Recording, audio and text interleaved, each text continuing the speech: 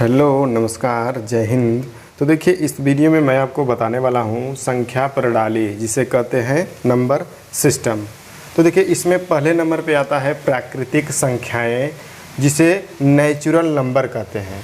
तो प्राकृतिक संख्याएं या फिर नेचुरल नंबर किसको कहते हैं, चलिए देखते हैं।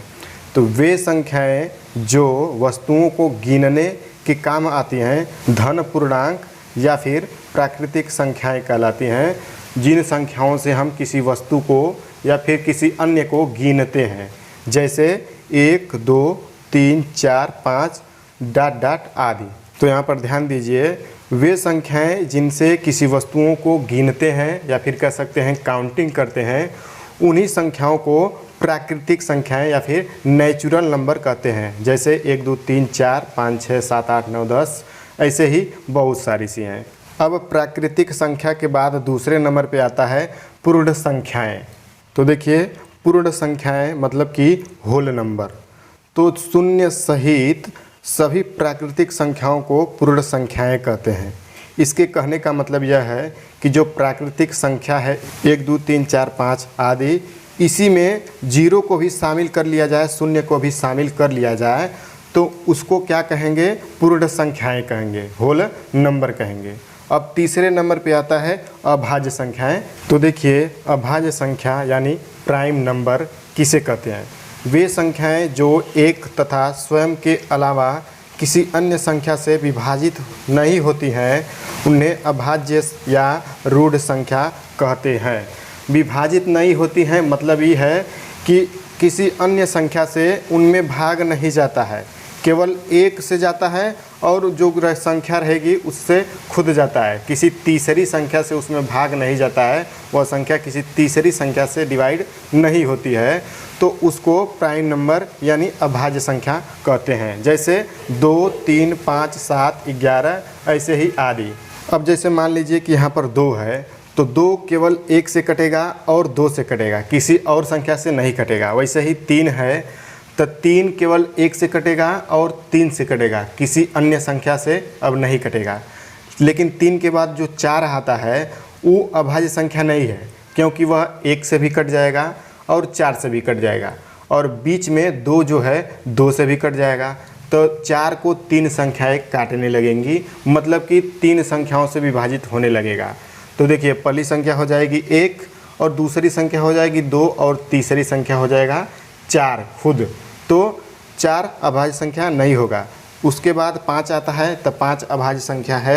उसके बाद 6 आता है तो 6 अभाज्य संख्या नहीं है, क्योंकि वह 1 से भी कटता है, 3 से भी कटता है और 6 से भी कटता है, तो इसलिए वह अभाज्य संख्या नहीं होगा। अभाज्य संख्याएं आप उन्हीं को कह सकते हैं जो केवल और केवल 1 से कटती हों तथा खुद से मतलब स्वयं से कटती हों, तीसरी संख्या से न कटती हों। अब देखिए 6 के बाद आता है 7, तो 7 अभाज्य संख्या है, क्योंकि 7 केवल 1 से कटता है और 7 से कटता है, और इन दोनों के अलावा कोई और संख्या नहीं है जो कि 7 को काट दे। अब इसके बाद 8 भी नहीं होता है, क्योंकि 8 1 से भी कटता है, 2 से भी कटता है, 4 से भी कटता है और 8 से भी कटता है। मतलब 8 को 4 संख्याएं काट सकती हैं, 4 संख्याएं विभाजित कर सकती हैं, इसलिए 8 नहीं होगा। उसी प्रकार 9 भी नहीं होगा। इसके बाद 11 आता है, तो 11 अभाज्य संख्या है, क्योंकि 11 1 से कटता है और स्वयं से कटता है, केवल 1 से कटेगा और 11 से कटेगा। इन दोनों के अलावा कोई और संख्या नहीं है जो कि 11 को डिवाइड कर दे, काट दे। तो देखिए यहाँ पर एक इम्पोर्टेंट पॉइंट है कि सबसे छोटी अभाज्य संख्या या फिर सबसे स्मॉलेस्ट प्राइम नंबर कौन है। तो इसमें देखिए जो 2 है, यह 2 सबसे छोटी अभाज्य संख्या होती है, इसको आप याद रख लीजिएगा। तो देखिए अभाज्य संख्याओं के बाद नंबर आता है भाज्य संख्याएं, जिसे कंबाइंड नंबर कहते हैं। तो देखिए 1 से बड़ी प्रत्येक प्राकृतिक संख्या जो कि अभाज्य नहीं है, भाज्य संख्याएं कहलाती हैं। इसके कहने का मतलब यह है कि जो प्राकृतिक संख्याएं होती हैं, जो नेचुरल नंबर होता है, उसमें 1 से बड़ा रहना चाहिए और अभाज्य संख्या नहीं रहना चाहिए, तो उसी को आप भाज्य संख्या कह सकते हैं।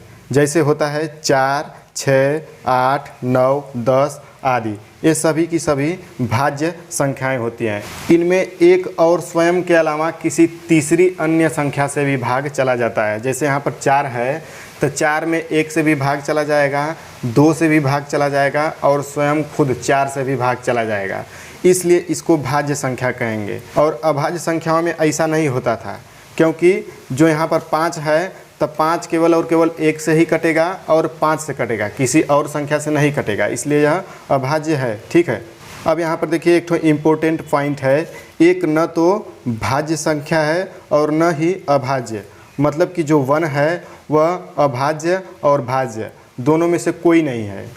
अब देखिए भाज्य संख्याओं के बाद नंबर आता है सम संख्याएं, इसको इवेन नंबर कहते हैं। तो वे संख्याएं जो 2 से पूर्णतः विभाजित हो जाएं सम संख्याएं कहलाती हैं।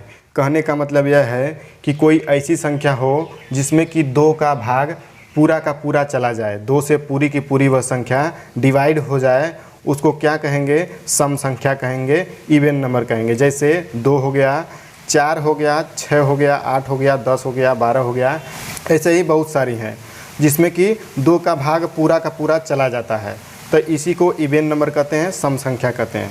अब सम संख्याओं के बाद नंबर आता है विषम संख्याएं, जिसे ऑड नंबर कहते हैं। तो वे संख्याएं जो 2 से पूर्णतः विभाजित नहीं होती हैं विषम संख्याएं कहलाती हैं। कहने का मतलब यह है कि ऐसी संख्या जिसमें कि 2 का भाग नहीं जाता है, जो कि 2 से डिवाइड नहीं होती है, उसको विषम संख्याएं कहते हैं। जैसे 1, 3, 5, 7, 9, 11, इन सभी में 2 का भाग नहीं जाएगा, 2 से सभी पूर्णतः विभाजित नहीं होगी, तो इनको विषम संख्याएं कहेंगे। तो यदि आपको यह वीडियो पसंद आई हो तो वीडियो को लाइक व चैनल को सब्सक्राइब कर दीजिए। जय हिंद।